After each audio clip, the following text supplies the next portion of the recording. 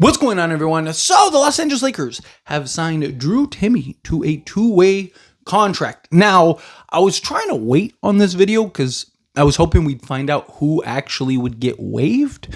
Because remember, they have Nick Smith Jr., who they're not going to get off of. I mean, he's already a proven NBA player, and the limited run that he has gotten with the Lakers showed real promise. He's incredibly young still, so plenty of growth, upside, and potential. So it really comes down to Christian Koloko and Chris Manon.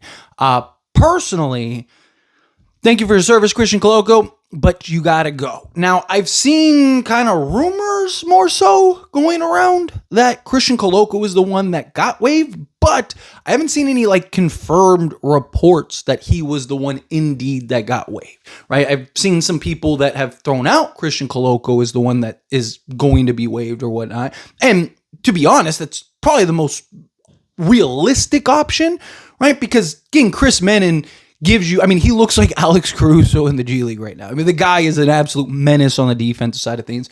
He's hyper athletic, right? He's got good size for the guard position. He's a guy that could slot in really 1 through 3 for you, defend 1 through 3 for you. He's a guy that Lakers were very high on. He played for the Golden State Warriors Summer League team, and Lakers snatched him up immediately, and he's looked very good in the G League. Now, G League and NBA are very different standards, but if at least the defensive side of things can translate to the NBA, that would be huge for this Lakers team. Obviously, like I mentioned, Nick Smith Jr., he's a guy that I think could be, I think he could be a rotation guy or a Lou Williams type as soon as this season. If the Lakers pull off some type of trade, at some point they need to fill a roster spot, I think Nick Smith Jr. is a guy that you could plug into that role for you. But obviously, he's a guy more likely probably be on the roster next season. So he's a guy to kind of keep an eye on as he progresses in the G League and then plays in spots here on the main roster. So my guess is that it's Christian Koloko. The guy that I would waive personally, if I could, would be Christian Koloko. And it's nothing against Christian Koloko. I like Christian Koloko. I think there's some arguments to be made that Christian Koloko has a higher ceiling. Drew Timme's probably closer to his ceiling than a Koloko even is. Defensively, Koloko is the better of the two. But I just think he gives you a lot of redundancies with Jackson Hayes. Yes, Christian Koloko is a better shot blocker and projected to be a better defensive player than even a Jackson Hayes. Floor spacer, can stretch the floor. But look, I'm just saying, Jackson Hayes is 101 from 3. So, call me crazy. But, in all seriousness, I look at Christian Koloko as kind of the odd man out here. I just think you have a redundancy with a Jackson Hayes there, where Drew Timme, he just gives you a lot of different skill sets and a lot of different versatility that you just don't get with a Christian Koloko or a Jackson Hayes.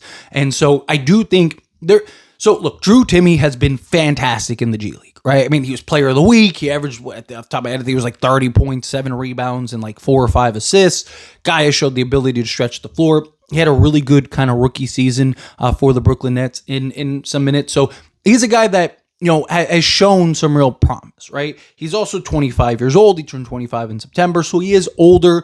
The guy is very fundamentally sound. You go back to Gonzaga. He's a guy that he gets the fundamentals. He gets the footwork. He's a guy you can dump the ball down on the block. He can go over either shoulder. He can knock down a little midi. He's a guy that can make plays. That's probably one of his best attributes is his ability to make plays out of the post. Obviously, he's not like a Jokic or even like a Sabonis level, but a guy that you can run different sets, different actions with on the offensive side and kind of funnel things through him at times. And, his ability to kind of, give you that bump and then the dribble handoffs, stuff like that.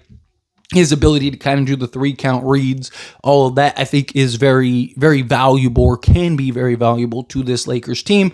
There are some questions, though, with Drew Timme, if we're going to be honest, right? If we're going to do a proper assessment and breakdown of Drew Timme, there are concerns, obviously, defensively, right? He is not, even in the G League, he's not a great defensive player.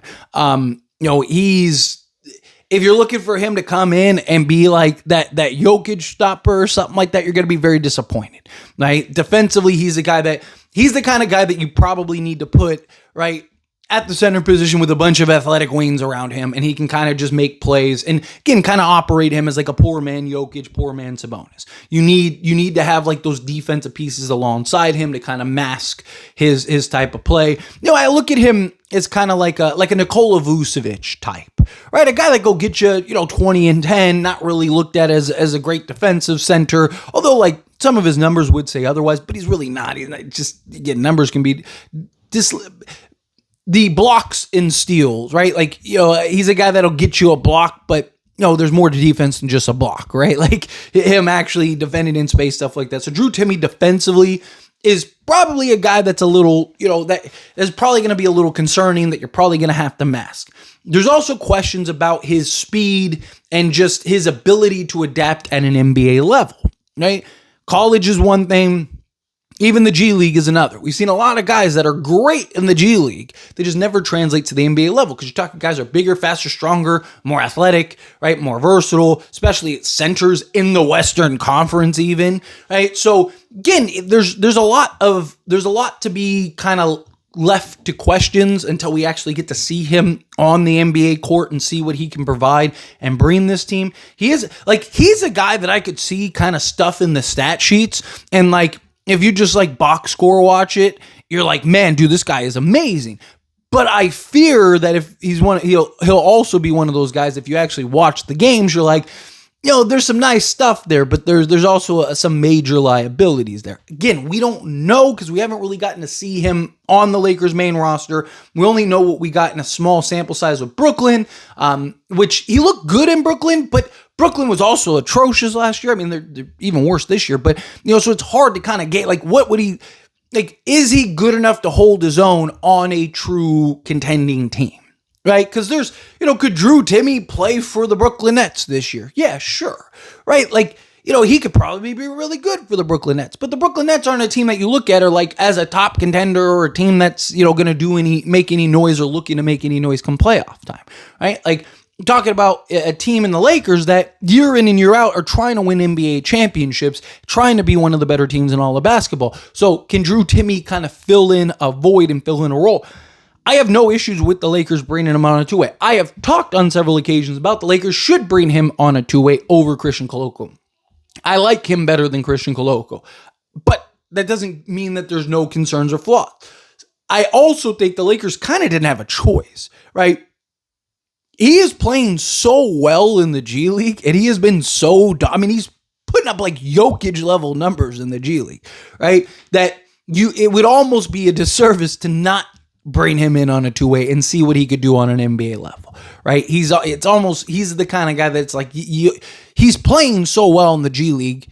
You gotta kind of reward him for that, right? And you don't want somebody else to come in and snatch him up. Again, I don't want to sell this or sound like, he's a guy that I don't think can do anything, that I think, he'll be out of the league in 2 years. I don't know, right? The only sample size we have is, like I mentioned, with the Brooklyn Nets, and it was a 9-game sample size. So it wasn't like he played, 82 games and we got a really good look and it's like, man, this guy is a 15 and 10 guy, right? Like, so go over the numbers real quick, right? So his rookie season, he played 9 games for Brooklyn, started in 2. He averaged 28.2 minutes per game, 11.3 field goal attempts per game, shot 44.1% from the field, right? For a big guy, you might be thinking like, hey, that's not great, but a lot of it was his 3-point shooting on 4 attempts. So 4 out of 11 attempts. So nearly 40% of his shots, or whatever that is, 37% or whatever of his field goal attempts came from 3. And he shot just under 26%. 25.7%. Now, he is shooting incredible in the G League, but G League and NBA are 2 very different things. The good thing about that, though, is yes, he shot 26%, which isn't great, but the fact that he has the ability to stretch the floor. Also, it's very different when you're on the Brooklyn Nets and you're on a team like the Lakers with LeBron, Luka, and Austin Reeves, and the quality of looks, the quality of attempts that you're going to get, right? You're going to get the ball in your shooting pocket every single time, right? Like there's levels to this. Where, there were times where they didn't even really have a playmaker out there, right? So a lot of it was just him having to kind of, self-create, rush shot, stuff like that. So that's something to keep in mind. I'm not expecting him to be a 40% three-point shooter in the NBA, but could he kind of give you what Maxi Kleber gives you? Because I think he has more all around potential than like a Maxi Kleber. Right, Max Kleber's kind of looked at as more of just kind of that spacing big. He's tough. Like, he can do other things. Like, I don't want to make it sound like he's some bum. Like, Max Kleber's one of those guys, like, you look at, you're like, man, he's a really solid basketball player. He's a really good basketball player. But, you look at a guy like a Drew Timme, he just gives you more as far as, like, the playmaking side goes, his ability to score around the basket. Again, more, like, fundamentally sound. He can just do more things out there on the basketball court. So if he can kind of give you what Maxi Kleber's giving you as that floor space, and even a Maxi Kleber, not like he's a career 40%. You talk about a guy that's 34, 35%, but has built a career as that stretch big. So if he's a guy that on occasion can punish you from 3-point range, that would be huge. 2-point range, 7.4 attempts, 53.7% from the field in that regard. EFG of 48.5%. Free throw shooting, definitely something he needs to work on. 62.5% last season on 2 attempts. Grabbed 7.2 rebounds, 2.2 assists, half a steal. Will be nice to round up, half a block, and 12 points. So he basically was a 12-7 guy his rookie season in a 9-game sample size. It's all we really have to go off of at an NBA level. Now, if he could give you that off the bench in, say, 15 minutes of action, right? If he could be, like an 8-5 guy, dish out a couple assists, make a couple plays, maybe knock down a 3 or 2 here and there, right? Like, then that has some real value for this Lakers team. And again, he's only going to improve. He'll only get better. There's questions like how high is his ceiling, right? I don't necessarily think his ceiling is like Jokic level, but again, can he be a Valanciunas or something like that, or a Vucevic, right? Somebody like that. That's kind of where I look like in that scheme, like the next tier down. Like I see him like, can he be a Nikola Vucevic type of player, right? Go get you, on any given night, give you 20 and 10. Not really a great defensive player, things like that. So anyway, as always, this is a discussion. I pass a question to you. Let me know your thoughts and opinions down in the comments. That being said, if you haven't liked this video, hit that like button. Helps me out. So we enjoy these types of videos, and I truly appreciate it. Not subscribe to the channel, hit that subscribe button. Turn on the bell notifications. Appreciate y'all. See you in the next one. Thank you.